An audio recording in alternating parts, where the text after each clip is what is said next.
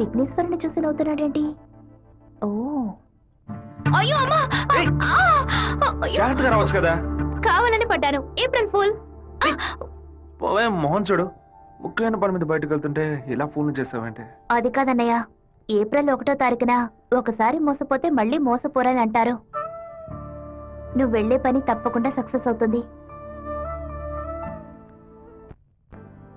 అన్నయ్య, all the best. రే చిట్టి, అన్నయ్య వదిన చూడడానికి వెళ్తున్నాను. వదిన ఓకే చెప్పాలని మీ బాస్ భైరవుని కోరుకో.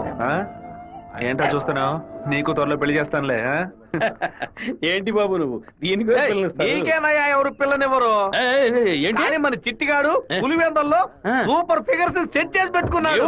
సత్తిగా ఏమయ్యా, గేటు తెరిచి ఉంచితే ఏదో ఫిగర్ తీసుకొని చెరువు కట్టి వెళ్ళిపోతోందయ్యా. ఏదో ఒక రోజు స్పాట్ లో ఫిగర్ తో నాకు దొరకాలి. ఆ రోజు నేను కొట్టే కొట్టుడికి నువ్వు దిక్కుతోతగా అటు ఇటు పరిగెత్తుతో చూస్తూ ఉండు. అంత అర్థమవుతుందయ్యా. రారా శివా, ఏంటి సడన్ గా ఇలా వచ్చావు? రాధికని మీటే మాట్లాడాలి, అందుకే. ఎగ్జామ్స్ పూర్తయ్యి కాలేజీకి సెలవులు ఇచ్చి వారమైంది కదరా. చెప్పు శివ. హలో జయంతి, ఎక్కడున్నావు? మా ఊర్లో ఉన్నాను. రాధిక చెప్పు జయంతి. తిరుపతి నుంచి శివ ఫోన్ చేశాడు. నిన్ను చూడడానికి మన ఊరికి వస్తున్నాడంట. నువ్వు పెద్ద బ్రిలియంట్ అని ఫీలింగా? ఇలా తప్పించుకుంటే ప్రాబ్లం సాల్వ్ అవుతుందా? కొంచెం సైలెంట్ గా ఉంటావా? రాక సస్తానా?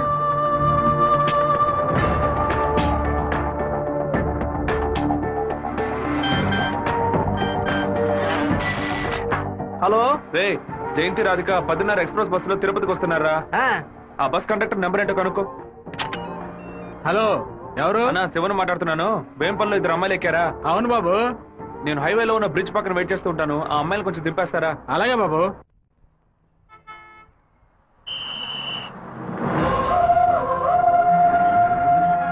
అమ్మా, శివగారు మీకోసం చాలాసేపు నుంచి ఎదురు చూస్తున్నారమ్మా. కొంచెం దిగండి అమ్మా.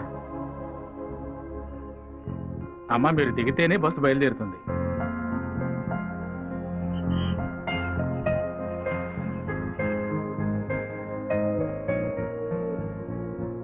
నిన్ను కంపల్ చేసి రప్పించినందుకు సారీ. ఎప్పుడు నన్ను చూడకూడదని తిరుపతికి బయలుదేరావో అప్పుడే నువ్వు చాలా కన్ఫ్యూజన్లో ఉన్నావని అర్థమైంది. ఏదైనా సరే నీ మనసులో ఉంది చెప్పు రాధిక. ఇంకో 6 నెలల తర్వాత రా అని చెప్పినా పర్వాలేదు, నేను వెయిట్ చేయడానికి సిద్ధంగా ఉన్నాను.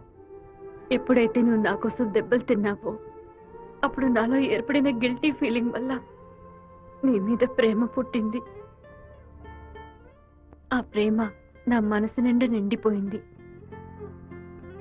కానీ ఆ రోజు కాలేజీలో జరిగిన గొడవలో నువ్వు వాళ్ళని కొట్టిన ప్రతి ఒక్క దెబ్బ నా మనసుని గాయపరిచింది.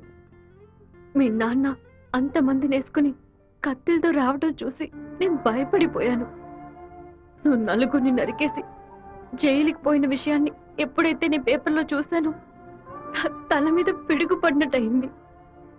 నాలోని ప్రేమని దాచుకోలేక మర్చిపోలేక నాలోనే ఉంచుకుని బతుకుతున్నాను. నువ్వు చెప్పేది చాలా తమాషాగా ఉంది. నేను ఏ గొడవకి వెళ్ళకూడదని నన్ను మా నాన్న తిరుపతికి పంపించారు. కానీ ఆ రోజు కాలేజీలో ప్రొఫెసర్ని అవమానిస్తుంటే చూస్తూ ఊరుకోలేకపోయాను. ప్రపంచంలోనే దారుణమైన విషయం ఒక వ్యక్తి తన భార్య ముందు అవమానపడ్డమే. అందుకే ఎదిరించాను.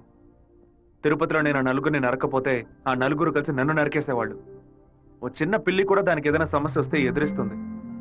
నా ప్రాణాన్ని కాపాడుకోవాలని ఆశ నాకుండదా? ఈ వివరాలన్నీ మా అమ్మతో నేను చెప్పలేను. దానికి నన్నేం చేయమంటావు? నువ్వు మంచివాడివే, కానీ నువ్వు ఉండే చోటే మంచిది కాదు. అర్థం కాలేదే. అన్నిటినీ వదిలేసి వచ్చాయి. నేను నిన్ను అన్నిటినీ అంటే మా అమ్మా నాన్నలనా, నా తోడబుట్టిన చెల్లెలనా, సొంత వాళ్ళనా, బంధువులు అందరినీనా, పుట్టి పెరిగిన ఊరునా, లేకపోతే కొలిచే కులదైవాన్నా? ఎవరిని వదిలి రమ్మంటావు? అది కాదు మీ నాన్న.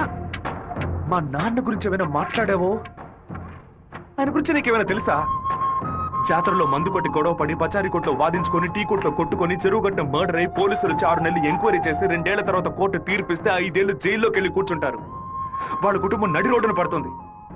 కానీ ఎప్పుడు గొడవ అవుతుందో అప్పుడే వాళ్ళని పిలిచి ఎంక్వైరీ చేసి 2 పీకి వాళ్ళిద్దరిని కలిపి బుద్ధిగా ఉండండి అని చెప్పి ఆ 2 కుటుంబాన్ని ఏ ప్రతిఫలం ఆశించకుండా కాపాడేవారనే మా నాన్న. చేత కట్టిపట్టిన ప్రతివాడు చెడ్డవాడంటే వీరభద్రస్వామి, ఛత్రపతి శివాజీ, కృష్ణదేవరాయలు, ప్రతాపరుద్రుడు వీళ్ళందరూ చెడ్డవాళ్ళ? కోపిష్టి కత్తి పడితేనే అది తప్పు, కాపలవాడు పడితే తప్పు కాదు. ప్రేమ కోసం ఏదేదో వదిలేసి రమ్మంటారు. కన్న తల్లిదండ్రులను వదిలేసి రమ్మన్న మొదట అమ్మాయివి నువ్వేనే.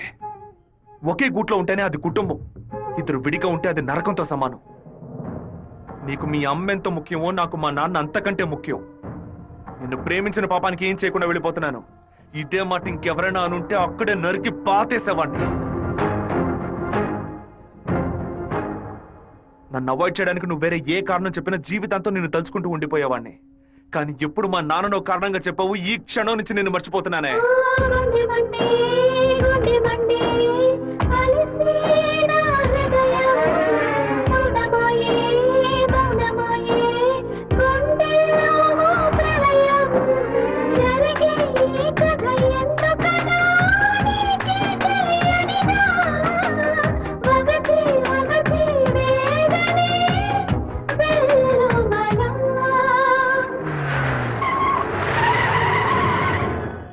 మిత్రమా, మిత్రమా, నీకోసమే వెయిటింగ్. అకస్మాత్తుగా కడుపు నుంచి నీ ఏరియాకి ట్రాన్స్ఫర్ చేయించావేంటి?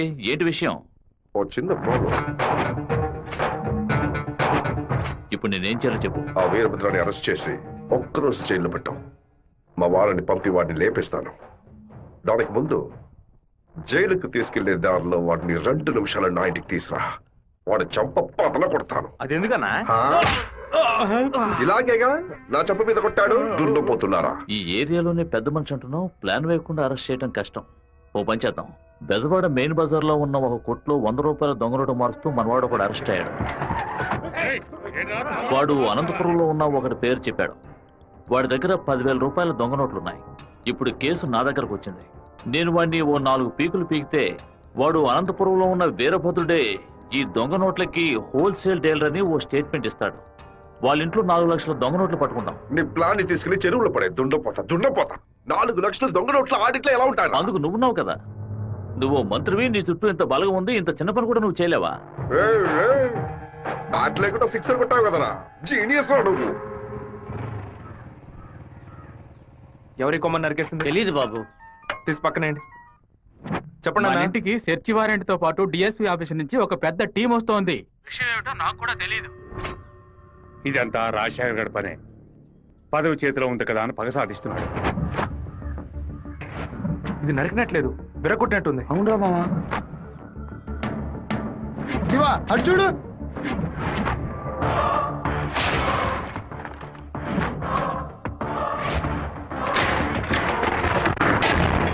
నిన్న రాత్రి మన ఇంట్లోకి ఎవడో దూకొచ్చాడు. వచ్చినాడు దేన్ని తీసుకెళ్లేదు. అయితే ఖచ్చితంగా ఏదో పెట్టే వెళ్ళుంటాడు. అన్ని చోట్ల వెతకడానికి 6 గంట అవుతుంది. అలాగా పోలీసులు వచ్చేస్తారు. మీరు ఇంటి బయట తాళం వేసి రైస్ మిల్కి వెళ్ళి 6 గంట తర్వాత రండి నాన్న. సరే.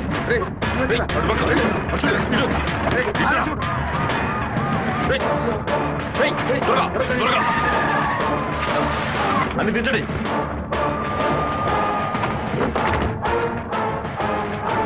ముసలిదానా, ఏంటి ఇల్లు తాళం వేసింది?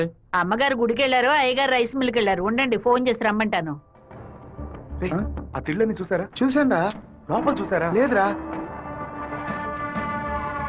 ఏంటి సార్ పెద్ద టీంతో వచ్చారు? ఆ పచ్చ చూస్తాను. నా ఇంట్లో దొంగ రోడ్ల అని ఎవరు చెప్పారయ్యా? మీకు చెప్పాల్సిన అవసరం లేదు. సచ్ వారెంట్ ఉంది. వాడు తిన్నే పెట్టుంటాడు. రండి వెతుక్కోండి. చూసుకోండి సార్.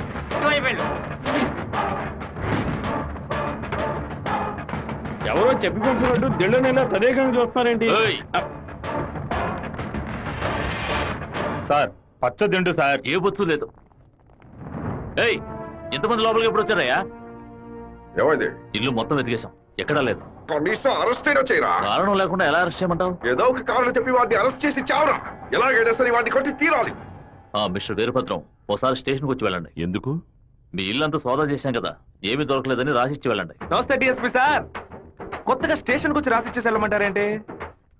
ఎందుకు రావాలి? చట్ట ప్రకారం మీరు వెతుక్కుంటూ వచ్చిన వస్తువు ఏది దొరకలేదని 2 సాక్ష్యాలతో రాసిచ్చి మీరే సారీ చెప్పి వెళ్ళాలి. అర్థమైందా? ఈయన అరెస్ట్ చేయకుండా నేను ఇక్కడి నుంచి వెళ్ళేది లేదు. తప్పు డిఎస్పీ సార్. ఈయన అరెస్ట్ చేస్తేనే మీరు ఇక్కడి నుంచి బయటికి వెళ్ళలేదు.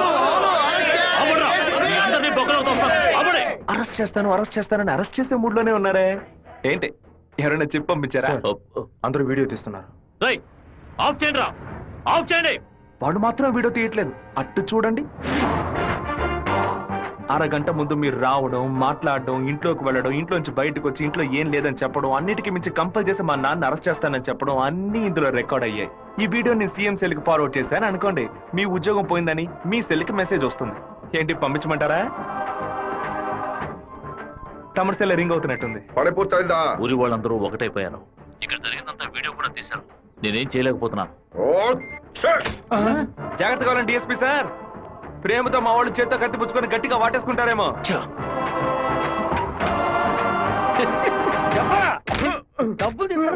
మనకు భయపడి అబద్ధం చెప్పాలి, వదిలేయడం వాడిని. ఎలాంటి సాక్ష్యాలు లేకుండా ఎవరికి దొరకకుండా తలుపులు పగలగొట్టి దొంగతనాలు చేయడంలో పెద్ద కిలాడి సార్ వీడు. దున్నపోతా ఒక దొంగని పొగడతామేంటి? ఉద్యోగం మార్చుకో. అన్నా వీరభద్రం కొడుకు పెద్ద దండతో వస్తానన్నా. మంత్రి గారిని మీటే దండయ్యాలి. ఇప్పుడు చూడటం వీలు కాదు, ఆయన బిజీగా ఉన్నారు. వెళ్ళండి. అటు చూడవయ్యా. ఒక మామూలు ఎమ్మెల్యేగా ఉన్న మీరు ఇప్పుడు మంత్రి అయ్యారు. అందుకే ఊరు తరపున ఒక దండేసి మర్యాద చేద్దామని వచ్చాం. ఓట్లు అడిగేటప్పుడు ఒక్కొక్క ఇల్లు ఎక్కి దిగుతున్నారు. ఓట్లు వచ్చాక మమ్మల్ని ఇలా నడి రోడ్డు నిలబెడుతున్నారు. వాడిని పైకి పంపించు. గన్నుంది కదా? ఉంది. వాడు తిక్కగా వాగుతాడు. ఎందుకన్నా మంచిది వీడియో తీస్తాను. రండి రండి. నమస్తే అన్న. చప్పట్లు కొట్టండి అయ్యా. ఏంటి మంత్రి గారు మోహన్ దయ్యం కొట్టినట్టు వాచిపోయి ఉంది? అనుకుందేదో జరగనట్టు టెన్షన్ కనిపిస్తుంది. మంత్రికి రాష్ట్రాన్ని ప్రజల్ని కాపాడే టెన్షన్ ఉండాలి, ఉంటుంది. సంబంధం లేకుండా కొడుతున్నారంటే ప్రజలు చప్పట్లు కొట్టేశారు. ఇక నేను బయలుదేరుతాను సార్. డిఎస్పీ సార్, మీ సెల్లో కెమెరా ఆన్ అయింది, ఆఫ్ చేయండి సార్. బ్యాటరీ లో అవుతుంది. వస్తాను సార్. దున్నపోతా ముసలిది ఓపెన్ గా వీడియో తీస్తే కనపడలేకపోయావు. నువ్వు దాచి వీడియో తీస్తే వాడు కనిపెట్టాడు. అది కాదు, రికమెండేషన్ లో జాయిన్ అయితే ఇలాగే ఉంటుంది.